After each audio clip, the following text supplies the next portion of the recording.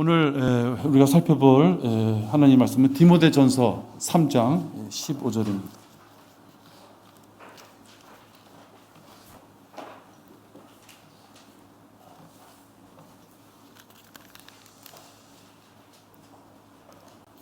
제가 받들어 읽겠습니다. 그러나 만일 내가 지체하면 내가 하나님의 집에서 어떻게 처신해야 하는가를 알게 하려는 것이라. 이 집은 살아계신 하나님의 교회요 진리의 기둥과 터전이니라. 네. 성경 말씀은 멋있게 어떻게 그렇게 문학적인 그런 구절만 있는 것이 아니죠. 똥, 오줌 이런 단어도 들어가 있고, 그죠? 실생활에서의 우리가 사용하는 용어들이 거의 다 들어가 있습니다. 하나님의 말씀은 말씀으로만 되어 있는 것이 아니라 말씀들이라고 표현되는 것까지 다 합쳐져 있는 거죠. 그래서 성경은 전체가 다 하나님의 말씀인 거예요. 성경에 기록된 누가 한 말이든 이 기록된 이 모든 내용들은 다 하나님의 말씀들로 우리가 받아들일 수 있는 거예요. 간혹 우리가 기존의 성경들, 제도권교에서 쓰는 성경들을 보면 이런 성경들이 있어요. 신약에 들어가면 예수님이 하신 말씀은 빨갛게 되어 있는 것도 있어요. 기억나세요? 혹시 그런 성경? 마치 그래서 다른 데는 그냥 뭐 마태가 한 얘기, 누가가 한 얘기 이런 얘기는 그냥 휙휙 지나가도 될 것 같고 예수님이 하신 말씀만 딱 보면 될 것 같은. 그렇죠? 그들이 그 부분을 빨갛게 한 것이 무슨 의도인지는 알죠. 무슨 의도인지는 아는데 마치 빨갛게 되어 있는 예수님의 말씀 이외에는 이건 사람들이 한 말이라 우리가 경시해도 될 것 같은 그런 분위기를 조성하면 안 돼요. 성경은 하나님의 말씀과 말씀들로 이루어진 것이 하나님의 말씀이다 하는 것입니다. 디모데전서 3장 15절에도 보면 하나님의 집에서 어떻게 처신해야 되는가, 하나님의 집에서 교회에서 어떻게 행실을 가져가야 되는가, 하나님의 집에서 어떤 행동을 해야 되는가, 어떤 행위를 해야 되는가, 그것을 지금 말씀하고 있습니다.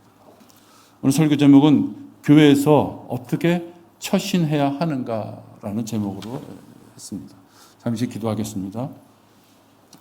하나님 아버지, 장마철은 마른 장마라 하는 이름으로 어느덧 지나갔지만 지금 이렇게 폭우로 인하여 고통받고 있습니다. 우리 지체들 폭우로 인하여 건강과 안전에 어려움이 없도록 지켜주시고 오늘도 저희들 이 하나님이 허락하신 귀한 자리에 다 같이 모여서 기도할 수 있음을 감사를 드립니다. 우리의 입을 통하여 찬양을 받으시고 우리의 이 기도를 통하여 우리의 모든 간구하는 내용을 아시오니 주님, 저희들이 모여진 이 시간에 드려지는 이 설교 말씀을 통하여서도 우리 모두가 은혜로서 주님 앞에 다가설 수 있도록 인도하여 주시옵소서. 전하는 자의 입에 파수꾼도 세워주셔서 바른 말씀만이 전파될 수 있도록 인도하여 주시옵시며 또 듣는 우리 모든 성도들의 마음판에도 아버지 하나님 잘 갈구어 주셔서 떨어지는 말씀마다 뿌리를 내릴 수 있도록 인도하여 주시옵소서. 주 예수 그리스도 이름으로 기도했습니다. 아멘. 반석에 기초를 둔 이 지옥교회를 배제한 채 지상에서 하나님의 일을 온전하게 할 수 없습니다. 교회에 안 나왔다고 해서 그가 하나님의 자녀로서의 모든 삶을 포기했느냐? 그럴 수는 없습니다. 형편에 따라서 지역교회 출석 못할 수도 있죠. 또 지역교회에 적을 둘 수 없는 형편도 있습니다. 그러나 지역교회에 출석할 수 있다면, 회원으로서 합류할 수 있다면 지역교회를 배제하고서 하나님의 일에 온전하게 다가서기가 힘이 듭니다. 만약에 지역교회가 사라진다면 하나님께서 가장 기뻐하실 경배나 찬양이나 성경 공부나 복음 전파하는 데 있어서 약화된 힘으로 별로 힘을 쓸 수 없는 그런 존재가 될 것입니다. 참다운 신약에 있어서의 지역교회는 영접과 동시에 한 번 받은 구원은 영원한 것이다 라는 그러한 교리에 순종하는 교회가 되어야 됩니다. 그리고 참다운 신약교회의 회원이라면 성도 모두가 휴거를 사모하는 그러한 교회여야지 됩니다. 한 번 받은 구원은 영원한 구원이고 그 구원받은 자들이 가져야 될 소망은 휴거를 기다리는 것이다. 휴거를 통하여 우리가 몸과 혼과 영 모든 것이 완벽한 구속을 입을 수 있기 때문입니다. 우리들의 영은 구원받는 순간 거듭나졌습니다. 여러분이 한 것이 아닙니다. 하나님께서 그렇게 해주셨습니다. 우리가 한 것은 우리의 죄를 인식했을 때 자백하고 그 죄의 용서함을 구하기 위하여 우리가 예수님을 구세주로 영접했을 때 우리의 혼은 구원받습니다. 그러나 이 몸은, 육신의 장막이라고 하는 이 몸은 우리를 죽음에 이를 때까지, 꼭 예수님께서 우리를 부르실 때까지 우리와 함께 있습니다. 이 몸이 아무런 역할을 안 한다면 괜찮겠는데 이 몸이 계속해서 육신의 죄덩어리, 죄성을 우리한테 심어주기에 우리는 갈등이라는 걸 겪으면서 싸워나가야만 됩니다. 이러한 전쟁 가운데 승리하고자 또는 이러한 전쟁 가운데 성장하고자 하는 자들은 바른 지옥교회에 다녀야 됩니다. 성경의 주제가 구원에 있는 것이 아니라 성경의 주제가 왕국에 있다는 그것을 가르치는 교회에 다녀야 됩니다. 인류 역사상 예수님의 피를 앞으로 보고 믿고 뒤로 보고 믿고 이런 짓거리 하는 자들, 그런 교회 다니면 안 됩니다. 하나님의 경륜에 따라서 시대와 대상에 따라 분명하게 구원의 방법을 달리하는 하나님의 경륜을 가르치는 교회에 다녀야 됩니다. 이 땅에 예수 그리스도의 구원의 복음이 들어온 지 100년이 훨씬 넘었습니다. 150년 가까이 돼갑니다. 불행하게도 성경대로 믿고 실천하는 반카톨릭사, 그걸 기조로 한 교회가 이 땅에서는 세워진 적이 없습니다. 최근에 들어서야 반카톨릭사, 카톨릭이 얘기하는 교회사가 아니다 하는 반카톨릭 교회사를 중심으로 하는 이런 교회가 만들어지기 위하여 노력하고 있습니다.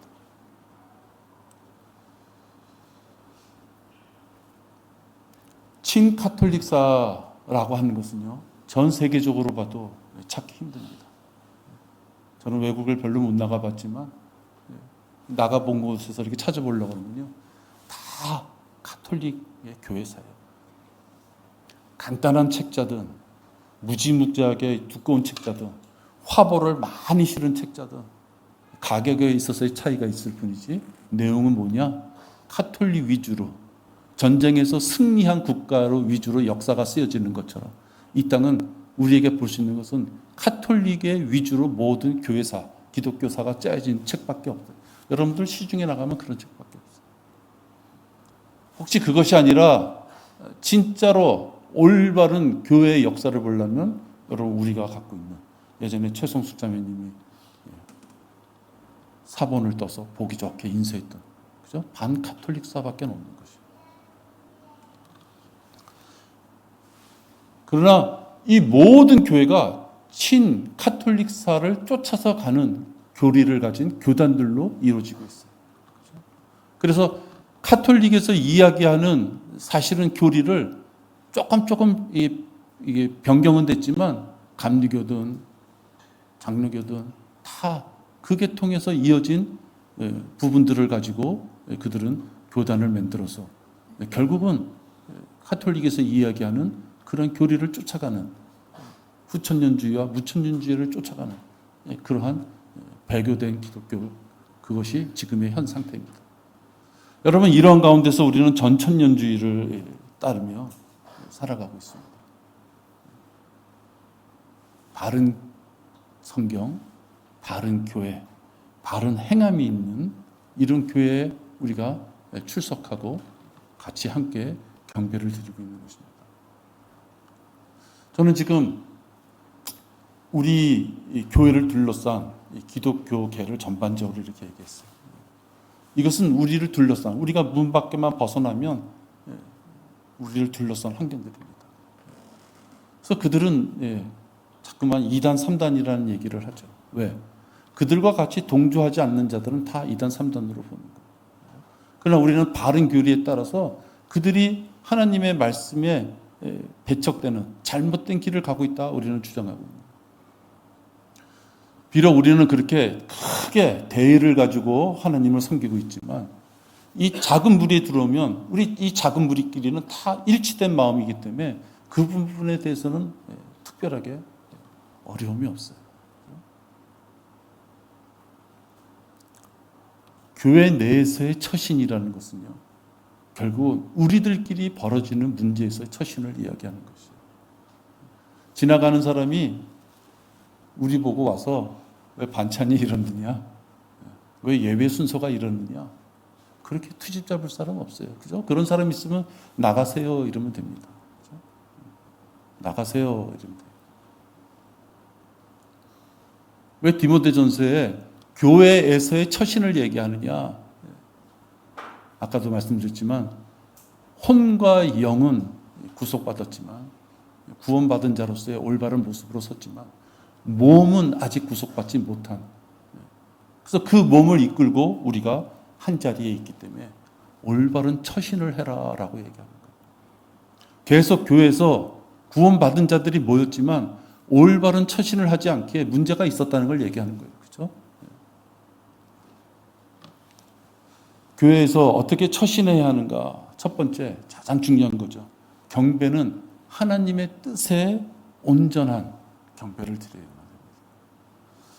믿음으로 아벨은 카인보다 더 나은 제사를 하나님께 드림으로써 의로운 자라고 증거를 받았으니 하나님께서 그의 예물들을 인정하심이라. 그가 죽었으나 믿음으로 아직 말하고 있느니라. 그리스도인에게서 최상의 경배, 그것은 바로 순종인데 무엇에 대한 순종이냐? 하나님의 뜻에 따르는 순종. 특히 경배만큼 하나님이 원하시는 경배를 드릴 수 있어야 된다 하는 것입니다. 최초의 거짓말쟁이 이 카인은 하나님께서 보여주셨던 피를 흘리는 방법으로 제사를 지내지 않았습니다. 그 대신 어떻게 지냈어요? 자기의 양심에 따라서 지냈어요. 양심에 따라서 하나님 앞에 드렸다. 땀 흘려 일한 열매를 갖고, 자기 딴에는 얼마나 귀한 거겠어요. 그죠? 땀 흘려서, 땅을 일고서 맺어진 그 열매로 감사의 제물로 하나님께 드렸지만 그것이 얼마나 값진 것이든 얼마나 맛있는 것이든 얼마나 고귀한 것이든 상관없이 하나님께서 원하지 않는 것을 드렸다 하는 것이죠. 지금 읽은 구절이 히브리서 11장 4절인데요. 이 구절은 하나님께서 원하시는 제사를 지낸 창세기의 이 아벨을 오늘날까지도 의로운 자다라고 인정하시는 걸 보여줍니다. 카인과 아벨이 똑같이 하나님 앞에 무엇인가를 드려서 자기의 믿음의 고백을 분명히 했지만 카인은 자기 고집대로 행하는 것을 보게 돼요. 순종하지 않는 것이죠. 목사는 경배를 위해서 이런 것을 해야 됩니다라고 여러분들에게 말씀을 드립니다. 경배를 위해서 토요일 날은 정결한 마음으로 경배에 피곤하지 않게끔 토요일은 경건함을 유지해야 됩니다라고 말씀드립니다. 하나님 앞에 경배드리러 가는 자리이기에 토요일은 기도하는 가운데 내일을 준비하십시오 이렇게 말씀드립니다. 하나님을 만나는 미팅 장소이기 때문에 경배 시간에 시간을 지키십시오. 하나님을 만나는 자리이기에 내가 가장 하나님 앞에 경건함으로 다가설 수 있도록 잘 깨끗하게 정결하게 된 옷을 입고 오십시오. 이렇게 말씀드립니다. 하나님 앞에 나의 간구, 나의 믿음의 고백을 해야 되기 때문에 혹시 자기 마음에 죄가 있으면 안 되기 때문에 기도하는 가운데 내일을 준비하십시오. 이렇게 말씀드립니다. 교회 시대에 하나님 앞에 드리는 내 마음을 드리는 것이 무엇에 함축되어 있느냐? 물질에 함축되어 있는데 그 물질이 우리 교회는 유일하게 11조와 주일헌금입니다. 감사헌금은 자원하는 마음으로 본인이 하시면 됩니다. 그러나 여러분, 감사헌금은 자기 것을 가지고 자기가 하나님 앞에 드리는 것이에요. 그죠? 네, 여러분들 분명히 말씀드립니다. 감사헌금은 내 것을 가지고 하나님 앞에 드리는 거예요. 분명히 내 것인데도 내가 하나님 앞에 띄어서 드리는 것이에요. 11조는 뭐예요? 하나님의 것을 드리는 거예요.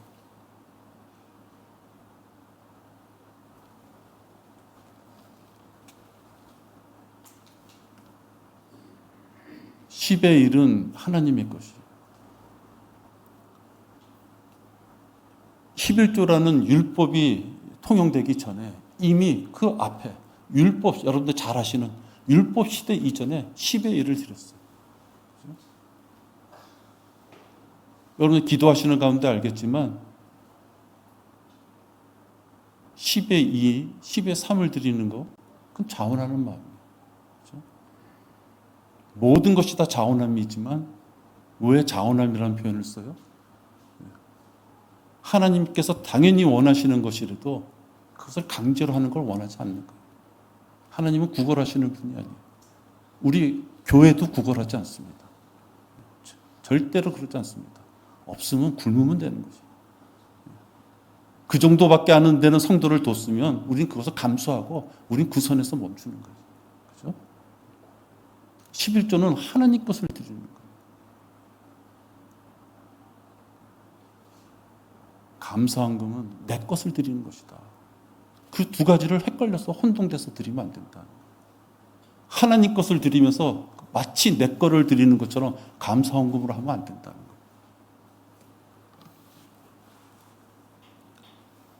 하나님께서는 목자를 통해서 말씀에 입각한 것을 드립니다. 교회 시대에 필요한 경배는 목자를 통해서 성경 공부 시간을 통하거나 설교를 통해서 여러분한테 드립니다. 하나님의 것은 하나님 앞에 드리는 것입니다.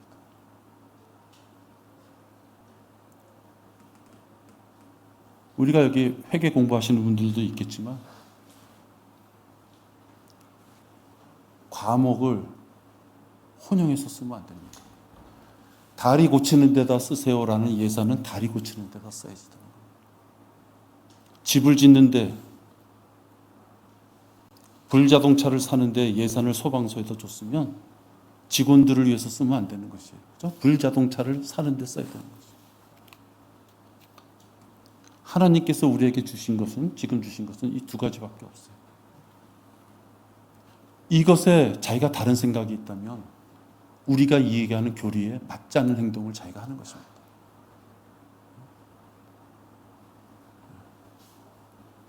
목사가 이렇게 얘기하는 것을 꼭 명심해야 됩니다.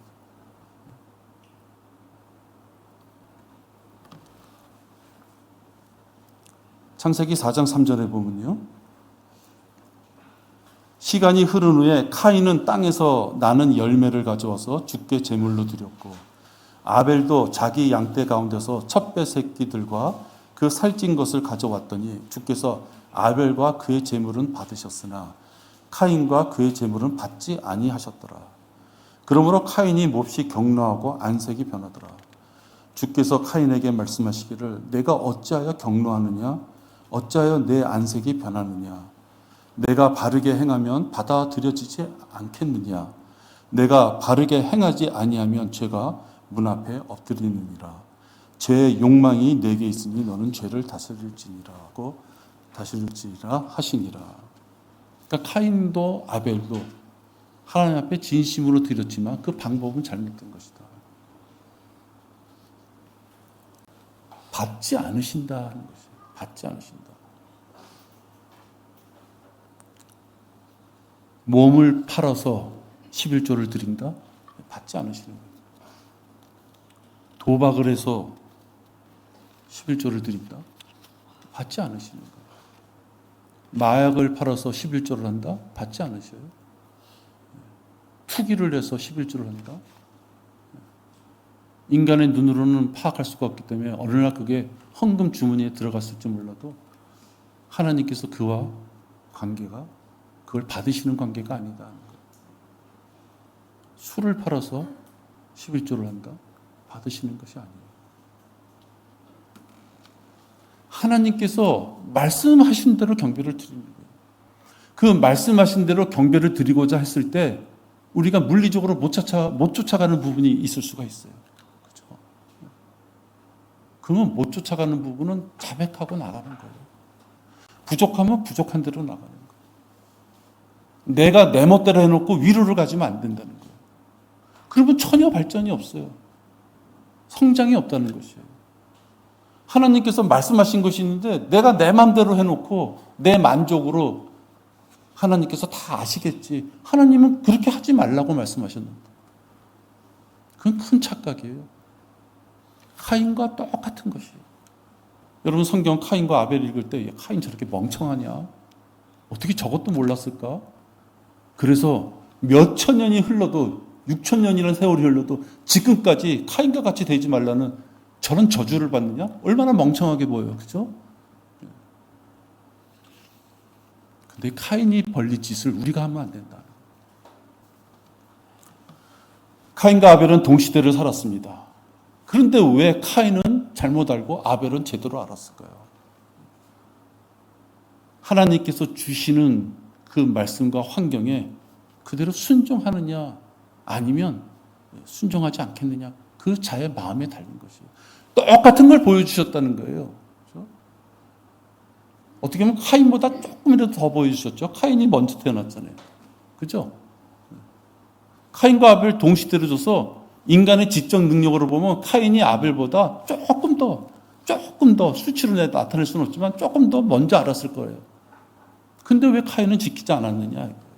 자기 마음대로 하고자 하는 잘못된 생각이 들어갑니다. 여러분 그렇게 경배 드리지 마십시오. 카인의 아벨은 예수 그리스도를 영접하면 용서함 받는다는 십자가의 예수 그리스도의 피를 상징하는 아주 귀한 예표가 돼요.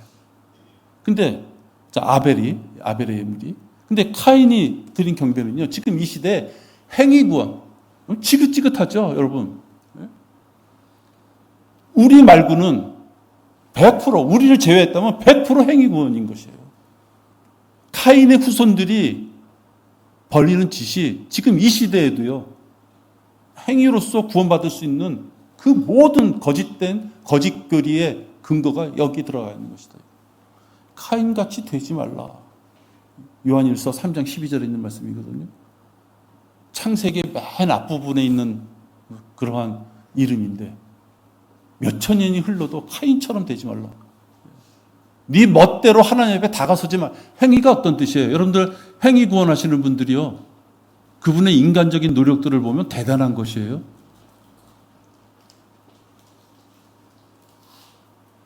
여러분 주일에 한 번 만나서 구역 예배 드리십시오. 매주 평일마다 새벽에 나오십시오. 금요일마다 비전 회의 있으니까 모임이 있으니까 그들은 비전이라는 이름을 참 좋아해요. 철야기도 나오십시오. 헌금 봉투 한 30가지 드릴 테니까 편의에 따라서 헌금하십시오. 여러분 그걸 다 행위로 한다고 생각해 보세요. 그 보통 그 노력 아니면 안 되는 것이에요. 그런 환경 속에서 장로 되고 권사 되려고 해보세요. 얼마나 그 사람 노력했겠어요? 그죠? 그런 불행한 세대를 여러분 우리 주변에 있는 수많은 교회에서 벌리고 있는 것이에요. 경배는 그런 것이 아니다는 거죠. 하나님께서는 신령과 진정이 아니에요. 아버지가 원하시는 경배는 영과 진리로 드리는 거예요. 우리 여러분, 우리 원로 목사님께서 우리 교회 표어처럼 이렇게 딱 하셨잖아요. 안내지에 있는 것처럼. 참된 경배자들이 아버지께 영과 진리로 경배 드릴 때가 오나니 바로 지금이라. 이는 아버지께서 자기에게 경배 드리는 그런 자들을 찾으심이니라. 하나님은 한 영이시니 그분께 경배 드리는 자들은 영과 진리로 경배 드려야만 하리라. 경배를 어떻게 드려야 되는지 주셨어요. 하나님은 영이셔요. 우리는 구원받을 때 그 한 영으로, 하나님이신 그 한 영으로 우린 거듭난 영을 갖게 됐어요. 그러니까 구원받은 자는 한 영으로 통일된 거예요. 그죠? 여러분이 누군가 대화 나눌 때 대화가 안 돼. 나는 영적인 부분을 얘기해 대화가 안 돼. 그럼 판단하셔야죠. 그죠? 판단하셔야 되는 거예요. 나는 분명히 성경에 있는 말씀을 갖고 대화를 나누는데 그쪽에서 반응이 성경 말씀에 어긋나. 같은 영이 아닌 것이에요. 그렇죠? 부부끼리도 같은 영이 아니었을 때 집에서 얼마나 힘들고 괴롭고 답답한 일이 많이 벌어져요. 인간적으로는 아무 문제 없지만 한 영이 아니었을 때. 사람이 짐승과 다른 것은 무엇이에요?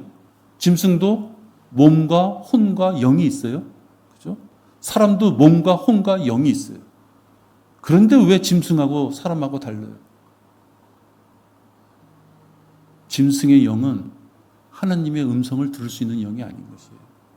짐승의 영은 사람이 죽을 때 육신과 같이 땅에 들어가서 없어지고 사라지는 것이에요. 우리의 영은 어때요? 우리의 거듭난 영은 어때요? 죽었을 때. 하나님께서 가져가시는 것이에요. 공중에서 우리를 부르시기 전에 우리가 죽었다면 우리가 죽는 순간 몸은 흙으로 들어가고 혼과 영은 하나님께로 가는 거예요. 그러니까 짐승하고 우리하고는 틀린 것이에요.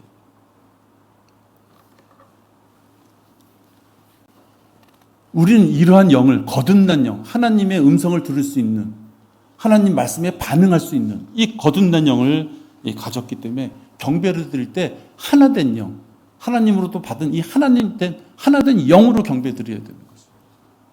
신령, 무슨 신비하고 그런 것이 아니다 하는 것이에요. 진리로 드린다는 건 뭐예요? 오직 하나님의 성경 말씀에 입각한 경배를 드리는 거예요.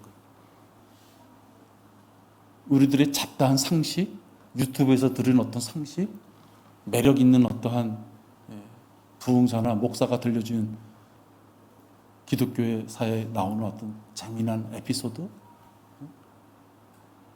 나는 그것만을 하고 싶지 않았는데 그거 하지 않아도 된다고 일러주는 어떤 사람들의 음성, 여러분 다 그거 필요 없는 것이에요. 여러분이 손에 들고 있는 이 성경책에 따라서 여러분이 얼마든지 문자적으로 해석하면 되는 것이에요. 문자적으로 해석했을 때 내가 행하고 있으면 행하게끔 해준 하나님께 감사하면 되는 거고요. 내가 미처 행하지 못했다면 자백하면 되는 것이죠. 성경에 있는 말씀대로 행하지 않은 것에 대해서 타당성을 주는 어떤 게 귀를 기울인다? 그럼 멍청한 짓이에요. 교회 나올 필요도 없는 것이죠. 교회 못하러 나옵니까? 그 사람 쫓아가면 되죠.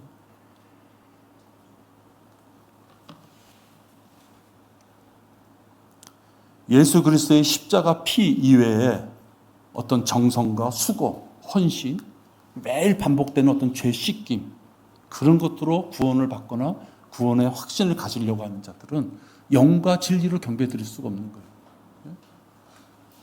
영은 분명히 구원받는 순간 거듭났어요. 한 영이 이미 됐어요. 그죠? 더 이상 성령을 주세요.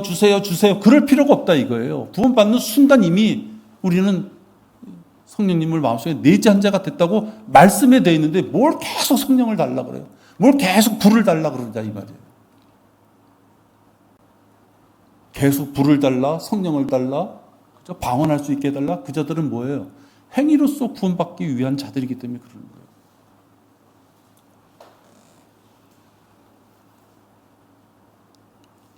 영과 진리로 경배드리기 위해서는요, 공부하여 진리를 알지 못하는 자들은 영과 진리로 드릴 수가 없어요.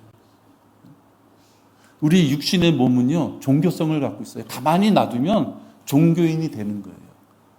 그게 정상이에요. 가만히 생선 놔두면 썩는 것처럼 성경 지식이 들어가지 않고 구원은 받았다고 하면서도 그냥 인간적으로만 계속 그냥 그 모습만 유지하고 있다면요, 그 자는 썩는 거예요. 왜? 영과 진리로 경배드리려면 영과 진리가 무엇인지를 성경을 통해서 공부하고 알아야 되는데요. 이미 성경을 통해서 우리는 하나님과 하나된 영, 한 영을 가졌다는 것도 성경을 말씀을 통해서 알아야 되는 것이고, 진리로 경배를 드리려면 하나님께 드리는 방법이 진리가 이 성경에 있는데, 이 성경을 알지 못하거나 이 성경에 나온 말씀대로 나는 그것은 하고 싶지 않아 라고 누군가 생각한다면 결국은 종교 행위를 쫓아갈 수밖에 없다. 무엇인가 믿지 않으면 불안해요. 믿긴 믿어야 되겠는데 우리가 가지고 있는 이 킹제임스 성경대로 믿고 싶지 않아. 그럼 어떻게 해요? 그 사람이 찾는 방법은 종교 행위로 가는 것이에요. 그렇게 가면 안 된다는 거죠. 교회에서 어떻게 처신해야 되는가? 두 번째, 질서에 순종하는 행실을 해야 돼요. 고린도전서 14장 33절이에요. 고린도전서 14장 33절입니다. 이는 성도들의 모든 교회에서와 같이 하나님은 혼란의 창시자가 아니라 화평의 창시자이심이라. 모든 일을 품위 있게 하고 또 질서 있게 하라. 약간 여러분, 모든 일을 품위 있게 하고 질서 있게 하라 그러면 그냥 세상에서 듣는 어떤 표어나 어떤 규칙 같은 느낌이 들어요. 그렇죠? 품위, 그러니까 뭔가 허식적인 느낌을 추구해야 되나? 질서, 그러니까 딱딱한 어떤 법규를 생각하나? 그죠? 그러면 성경 말씀에도 근데 여러분, 품위 있게 하고 또 질서 있게 하라 했어요. 그 품위의 기준이 무엇이냐 하는 것이에요. 분명히 품위 있고 질서 있게 하라 그랬는데 품위의 기준이 뭐예요?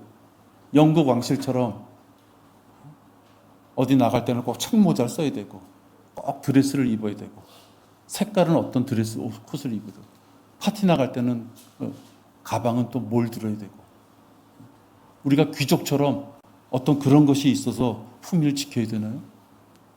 우린 그런 액세서리도 없지만 실질적으로 그런 것도 없어요.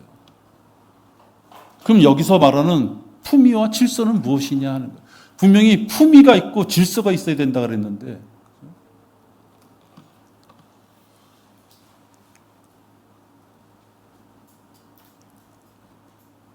하나님께서는 화평을 이루신다 하셨어요. 혼란이 아니라 화평을 이루신다.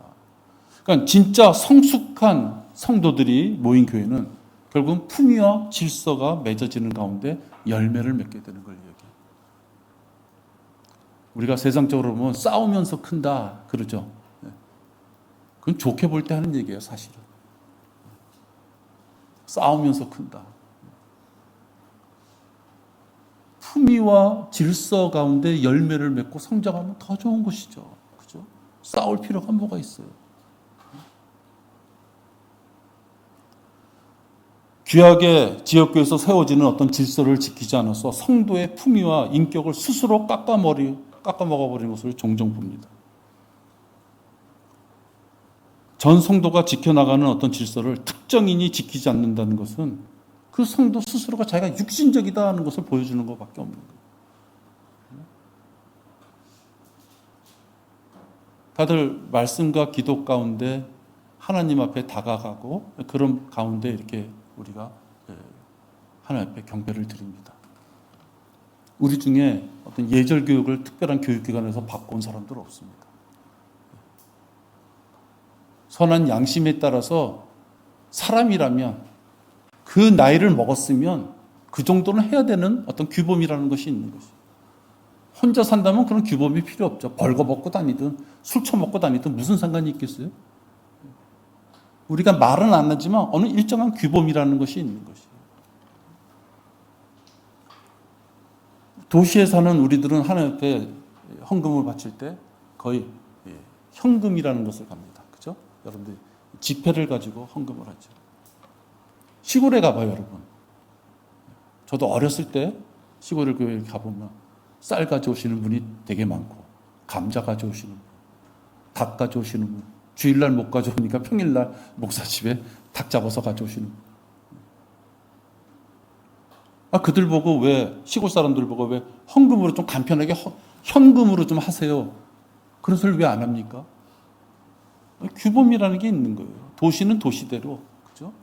지방은, 산골짜기 지방은 지방대로 그 가운데서 자기가 가지고 있는 것으로 하나님께 섬기고자 하는 그 마음이 있기 때문에 그렇게 하는 것이죠. 누가 흉보지 않죠. 할머니가 감자 가져왔다고 해서 왜 감자 가져왔느냐 그럴 사람이 있어요? 규범이라는 게 있는 것이에요.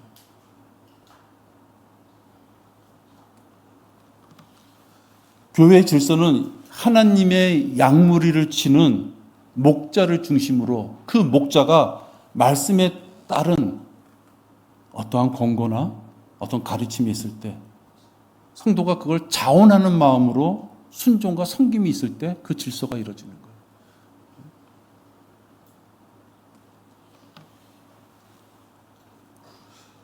목사는 성도가 죄를 결단하지 못해서 우왕좌왕하고 있을 때나 잘못된 길을 가고 있어도 자기가 잘못된 길을 간다는 걸 인식 못할 때나 행동거지가 아주 나빴을 때 집에서 하던 버릇을 교회에서 한다거나 그래서 전체 교회 질서가 흐물어졌을 때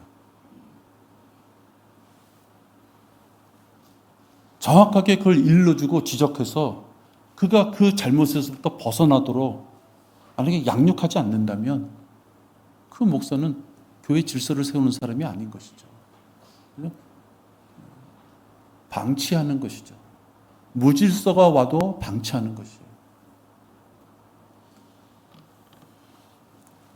목사는 성경 말씀에 따라서 가감없이 진리를 세상에 선포해야 되고 내부적으로는 교회의 품위와 질서를 떨어뜨리는 자에게 지적을 할 수 있어야 되는 거예요.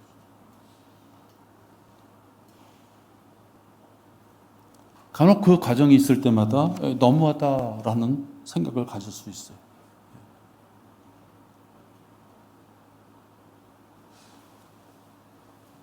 그래서 저는 그렇게 보지 않아요. 너무하다고 생각하는 사람만큼 목사도 그걸 지적할 때는요. 여러분 가슴이 찢어지는 거 아세요? 왜 가슴이 찢어지는 줄 아세요? 선한 마음으로 도저히 눈으로 보고 있을 수 없어서 이제는 할 수 없다고 얘기했을 때 그가 잘못 알아듣고 이 무리에서 떠나면 하나님 앞에 다갈 수 있는 길을 영영 잃어버릴 텐데 그것 때문에 가슴이 찢어지는 거예요. 바이블 빌리버 교회의 목사가 성도 떨어지면 교인수 떨어지고 흔히 말하는 재정 떨어지고 저는 그거 걱정하지 않아요. 그게 문제가 아닌 것이에요.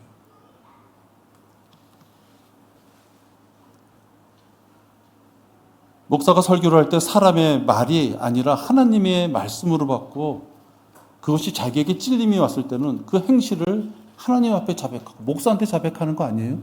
자기가 하나님 앞에 자백하고 용서함 받아야 되는 거예요. 그래서 올바른 길로 돌아서는 게 가장 좋은 길이에요. 근데 아예 심하게 생각하면 반발하고 교회를 떠나는 자들도 있어요. 그건 각 믿음의 어떤 차이겠죠. 죄나 허물, 무질서를 지적하는 목사의 설교를 사람의 말로 받아들여서 반감이 생긴다는 것은 참 그자에게 불행한 것이에요. 아무런 잘못도 없는데 하자도 없는데 품위와 질서를 잘 지키는데 목사가 왜 그런지 자꾸만 지적을 하고 아픈 데를 찔러대고 그래요. 그럼 하나님께서 그 목사를 치실 거예요. 아무 걱정하지 마세요. 하나님이 여러분을 한 명 한 명을 다 핏값으로 사신 분들이에요. 여러분 한 분 한 분을 십자가에 달린 그 고통과 고뇌를 다 감내하고 여러분 한 분 한 분을 다 사셨는데 감히 목사란 자가 자기 어떤 생각과 구미에 맞지 않는다고? 자기의 사상과 생각에 맞지 않는다고? 하나님께서 그를 가만두시겠어요? 걱정하지 마시라고요. 그 대신 하나님께서 그 자리에 목자를 세워놨으면 자기의 찔림이 오고 듣기 싫은 소리를 해도 왜 그런 이야기가 내 귀에 들려야만 되는지를 생각해 볼 줄 아는 지혜가 있어야 되는 것이에요.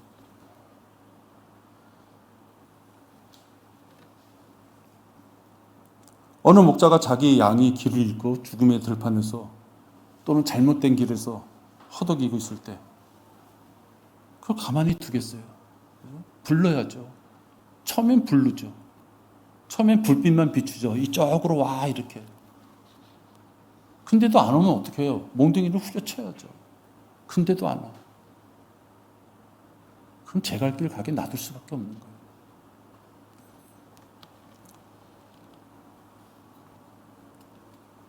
제 갈 길로 가겠다고 고집을 부리는 자들은 우리는 쭉정이다 이렇게 불러요.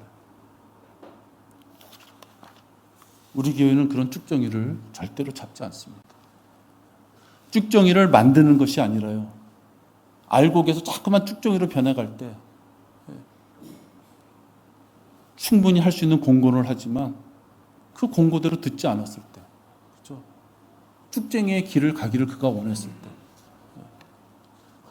하나님께서 그를 최종적으로 그의 생명이 닿을 때 전까지 어떻게 회개의 기회를 주실지는 몰라도 지역 교회를 위해서는 완고한 쭉정이를 알고 긴 것처럼 같이 함께 갈 수는 없다는 거죠. 성경 공부를 통해서 말씀을 통해서 분명히 하나님의 교리를 그냥 객관적으로 전하는 거예요. 객관적으로 전해요. 근데 그 교리와 그 공고에 순응할 수 없다는 것은요, 질서상 맞질 않는 것이에요. 그리스도인의 섬김은 질서와 규칙이 있는 경기에 비유됨을 우리가 꼭 알아야 돼요. 누구든지 회원이 된 지역교회의 규칙과 질서가 못마땅하다면 더 좋은 규칙을 만드는 곳을 찾아가면 되는 거예요. 그죠? 부족하면 부족한 자들이 여기 있을 테니까 자기는 차원이 달라서 더 좋은 규칙, 더 합리적이고 더 하나님 말씀 같은 곳이 있다면 그냥 거기를 가시면 되는 거예요. 그죠? 형제들아, 우리 주 예수 그리스도의 이름으로 너에게 명하노니 무질서하게 행동하고 우리에게서 받은 전통을 따라 행하지 않는 모든 형제를 멀리하라. 우리 모든 성도는 다 동등합니다. 그게 우리 교회의 질서예요. 또 우리 교회 질서는 자원함으로 뭐 합시다 하는 게 우리 질서예요. 또 우리 교회 질서는 연륜으로 보나 뭐로 보나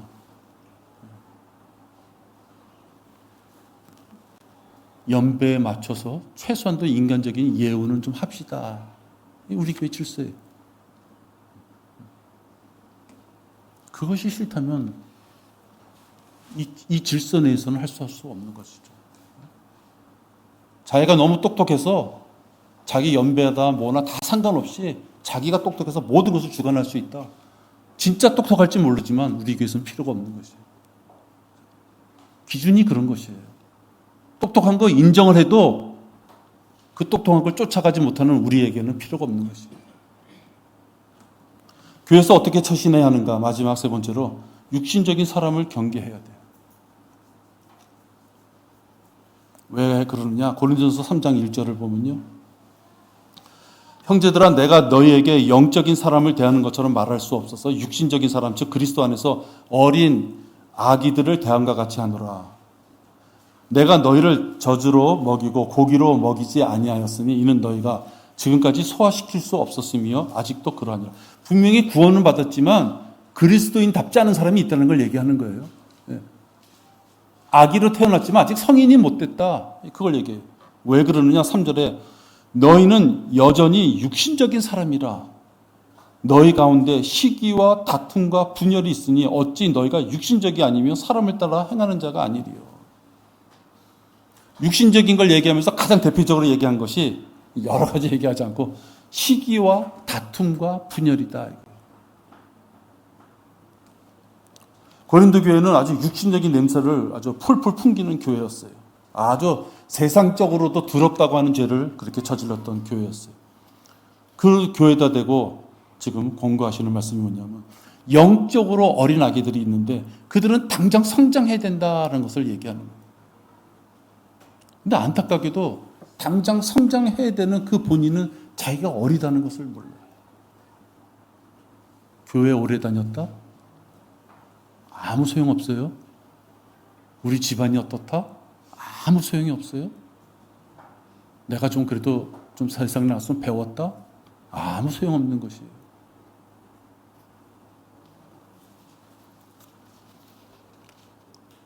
당연히 교회에 여러모로 기둥이 되어야만 되는데 교회에 어렵고 힘든 문제가 있을 때 나를 찾느냐? 교회에 기쁨이 있을 때 나를 찾느냐? 교회에 아이디어가 필요할 때 나를 찾느냐? 교회에 손이 필요할 때 나를 찾느냐? 교회에 지저분한 것을 치워야 될 때 나를 찾느냐?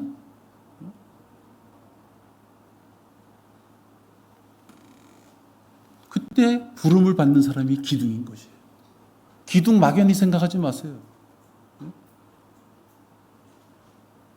지역교회가 이끌어져 가고 하나님의 일을 위해서 당연히 치고 나가야 될 때 내 이름 석자, 내 이름 두자, 내가 여기 있습니다. 왜 나를 찾지 않았습니까?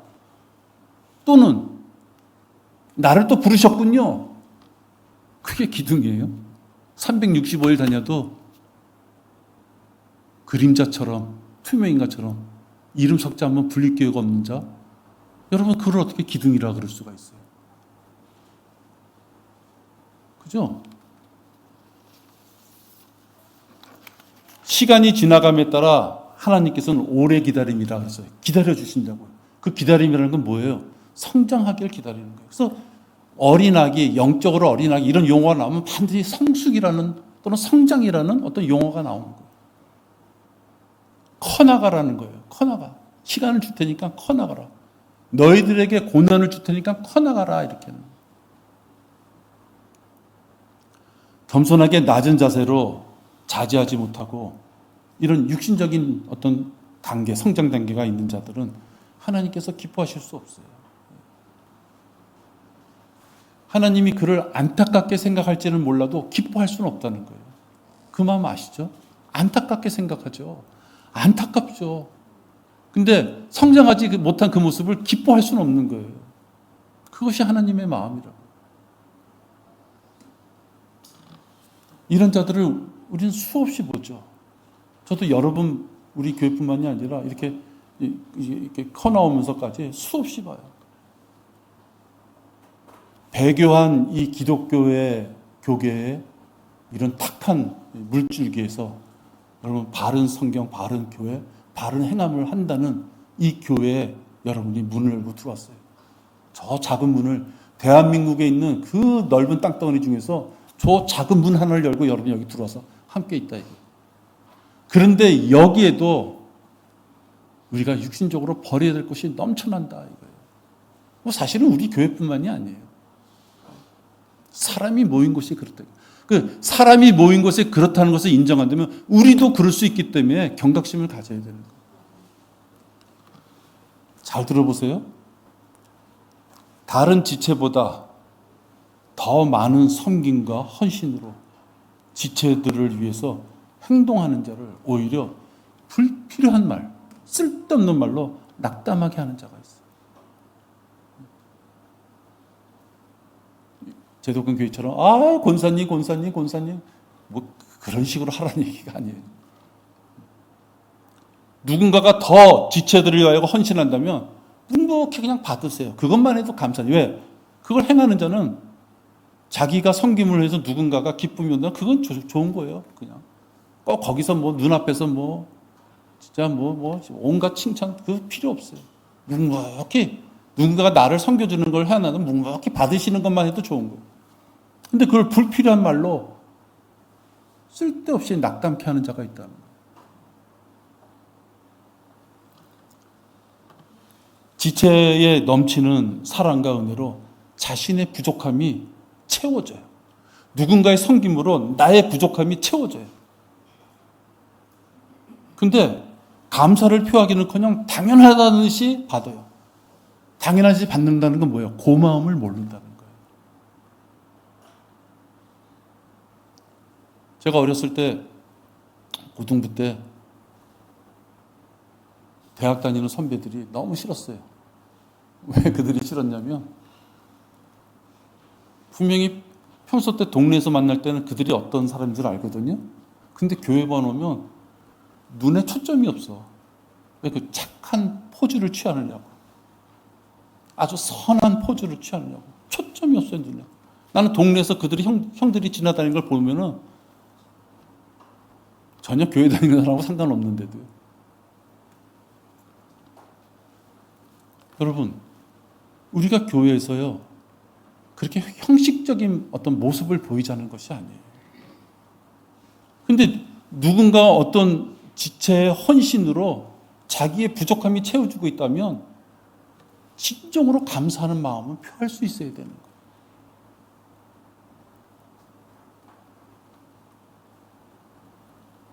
교회이기 때문에 당연하다? 여러분 그런 거 없어요.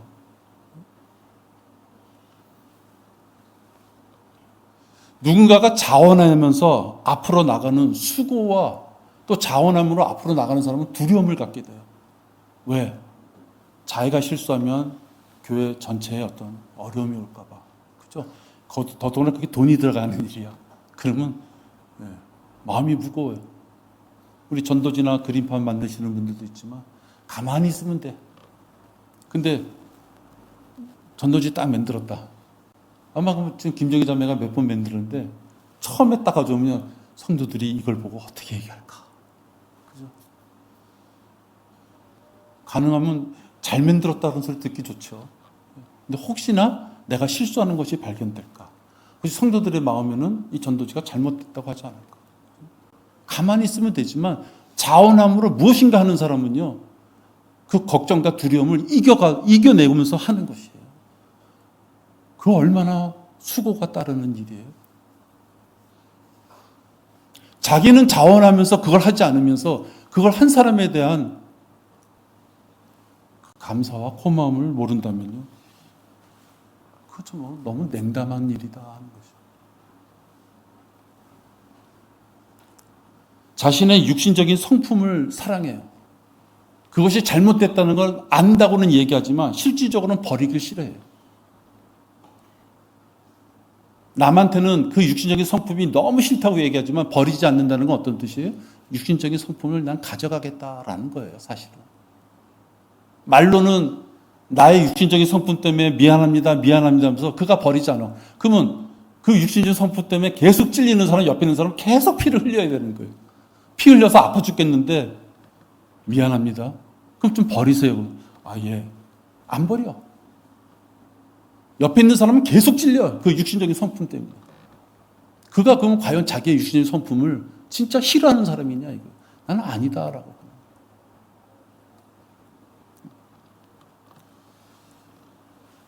육신적인 성품을 사랑하기 때문에 버리기 싫어한다면 오히려 그 사람은 부끄러워할 줄을 모르는 자다 하는 거예요. 찔려오는 하나님의 말씀에 대해서 부정적인 감정을 숨기지 못하는 자. 육신적인 성품 때문에 그러는 거죠. 또 재물에 미혹돼요. 그럼 참 진짜 하찮은 것, 아주 작은 것 때문에 자기의 체면을 버리는 경우가 많아요. 내가 매번 얘기하지만 여러분, 우리는 문 밖에만 나가면요, 세상 사람들과 육신적인 면에서 별 차이가 없을 수 있어요. 여러분들도 먹고 살아야 되고 경쟁해야 되고, 그죠? 누굴 좀 이렇게 후려쳐서 돈도 좀 벌어야 돼요. 여러분이 원하지 않아도 여러분이 다니는 직장 때문에 그렇게 해야만 되고, 그죠? 우리 문만 나가면요, 조금만 이 껍데기만 싹 벗기면요, 세상 사람하고 별 차이가 없을 정도의 그런 모습을 갖고 살아요. 그 얘기는 어떤 모습이에요? 이 안에 들어와도요, 다들 각자의 눈에 다른 사람의 모습이 다 보이는 거예요. 여러분 안 보이세요? 옆에 사람의 육신적인 모습이 안 보이세요? 다 보이는 거예요.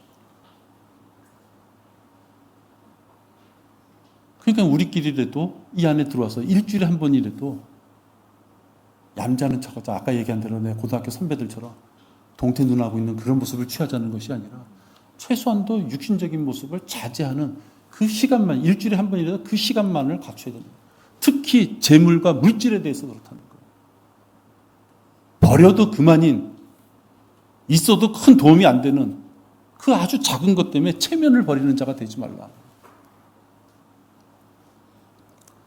흔히 흐트러진 모습으로 노름 또는 나이트클럽, 술집, 어쨌든 남자들 같으면은 더 심한 곳, 그런 데 가는 그리스도인이 있다 했을 때 그 사람들만이 육신적인 그리스도인이 아닌 것이에요.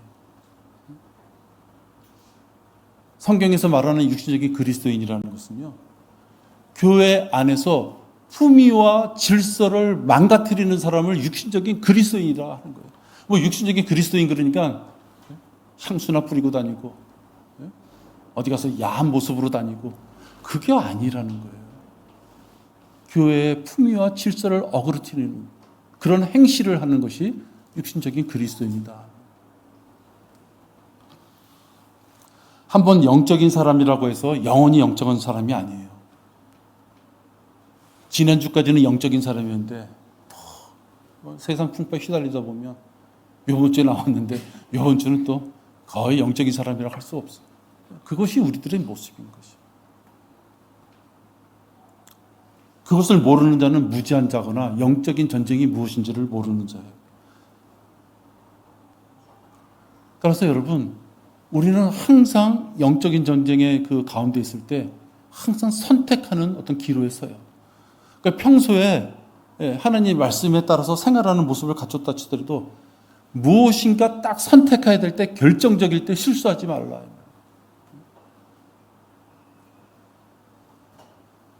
내 생애에 내가 무엇인가 결정을 하고 내 생애에 큰 변화가 올 만한 큰 일을 할 때, 그때 하나님 앞에 내가 다가서는 길인지를 체크해보는 그 자가 성장하는 자예요. 평소 때는 열심히 기도하고 찬양하고 하나님 말씀대로 살겠다 그러면서 직장 잡을 때, 어디에다가 뭐 투자할 때, 누가 어떤 사람과의 큰 관계를 맺을 때, 그때는 눈만 찔끔 감으면은 돈이 있을 수 있다. 평소 때는 멍해를 같이 맺자라는 말로 애우고 다니고 진짜 그래야지 찬양도 하고 그러고서 실질적으로 결정적일 때는 잠시 덮어놓고 그런 것을 위하여 그쪽으로 결정 내리는 그런 큰 실수를 범하지 말라.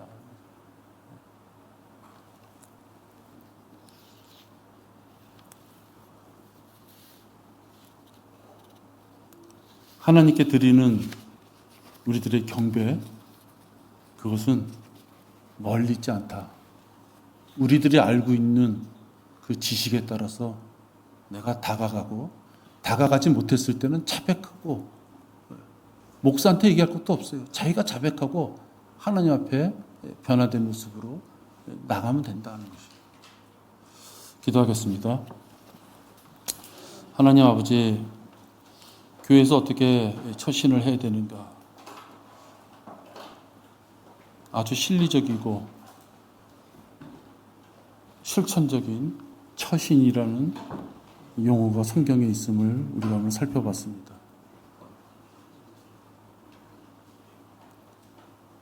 하나님께서 저희들에게 말씀을 주셨습니다. 이 말씀에 따르는 삶은 칭찬받을 것이고, 말씀에 따르지 않는 처신은 분명히 하나님 앞에 질책을 받을 것입니다. 하나님께서 우리가 상상하지 못한 모습으로 질책을 가하시기 전에 우리가 먼저 자백하면 됩니다. 그 자백함으로 우리가 성장하고 그 자백함으로 우리가 깎여서 나갈 수 있도록 인도하여 주시옵소서. 주 예수 그리스도 이름으로 기도했습니다. 아멘.